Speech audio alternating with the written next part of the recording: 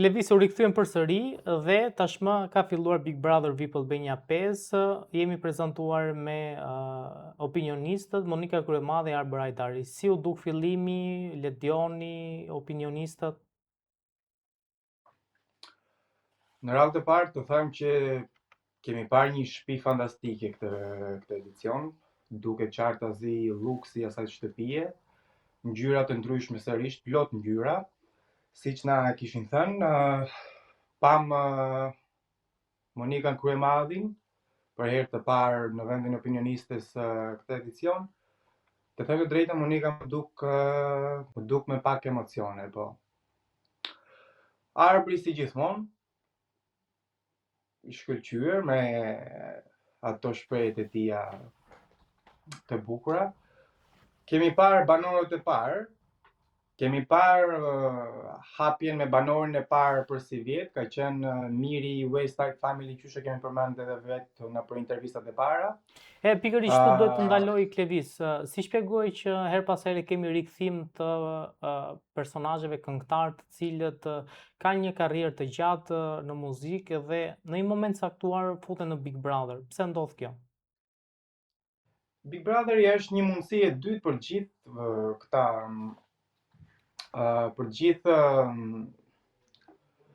Big Brother është një mundësi e dytë për çdo kënd aty brenda. Big Brother të jep një sukses të dytë dhe një shans të dytë për të shkëlqyer në çdo lloj profesioni që ka secili. Edhe besoj se të gjithë do doni një mundësi të dytë në jetën e tyre për të ndriçuar atë yllin e shur e kohë më parë. Prandaj dhe besoj se Miri e ka shfrytzuar këtë mundësi edhe ka ardhur si vjet për të dhënë atë që ka për të dhënë. Kemi pasur hyrjen e Brikenës. Brikena një miss nga Kosova, e cila në fakt u bë e njohur me një deklaratë që tha unë di edhe gjuhën e Kosovës edhe Shqipërisë, pra.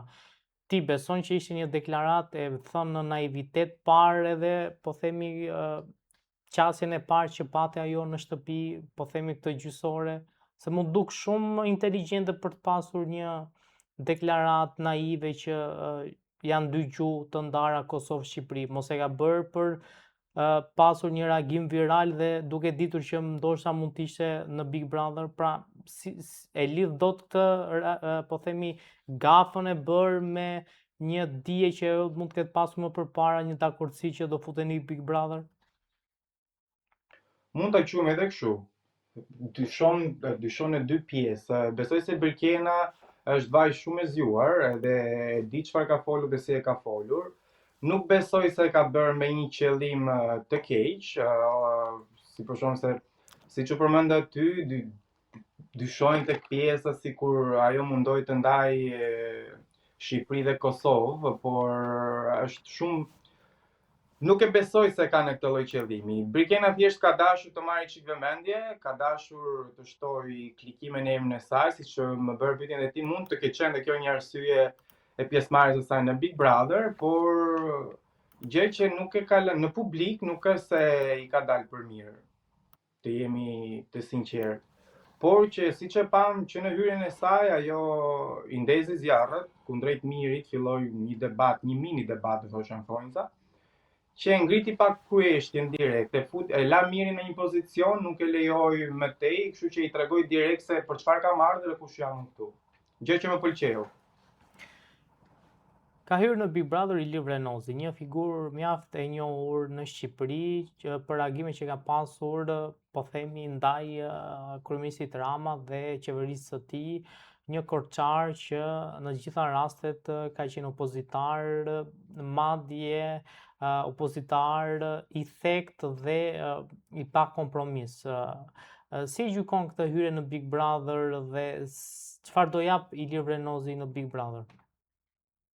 Unë jam shumë i lumtur që është dhënë kjo mundësia Ilirit, sepse Iliri është një njeri shumë popullor, e kemi parë dhe nuk do ta theksoja që është kundra Ramës vetëm. Këto Iliri është shumë i drejtë për drejtë. Iliri kur është dashur është kundrapërgjigjur edhe ish kryeministi Sali Berisha dhe çdo kujt. Iliri është shumë njeri humoristik, besoj do fali shumë buzëqeshje, do jetë një personazh shumë i ndjekur në anën e rinisë të TikToku që e kam pas djegur, do t'i tërheqi vëmendjen, do t'i tërheqi të gjithë ta të rinisë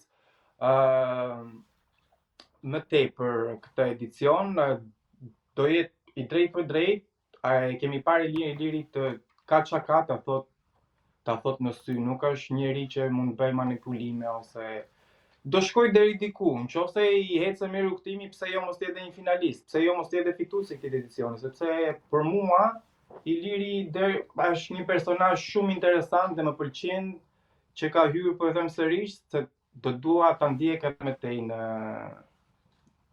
Megjithatë, ashtu si që vazhdim. ceki edhe Arbri, në fakt Iliri është si çik dhe emocional në kuptimin që i ka reagimet shpeshherë shpërthyese kur ka çështje të caktuara të cilët e prekin Ilirin.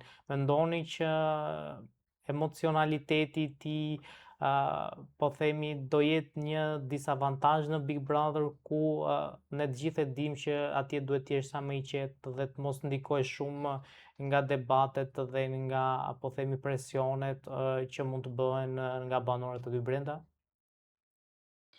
Pikërisht, prandaj thash që mbetet për tu parë, sepse Iliri është një personazh që ka dhe ato shpërtimet e tij, siç e theksove mjaft bukur, por mbetet për tu parë. Besoj se do e ketë përpunuar Iliri këtë lloj pjesë. Do mundohet t'i shmangi këto reagimet e tepërta që na ka treguar deri sot na për TikTok edhe na për videot e tij që kemi njohur.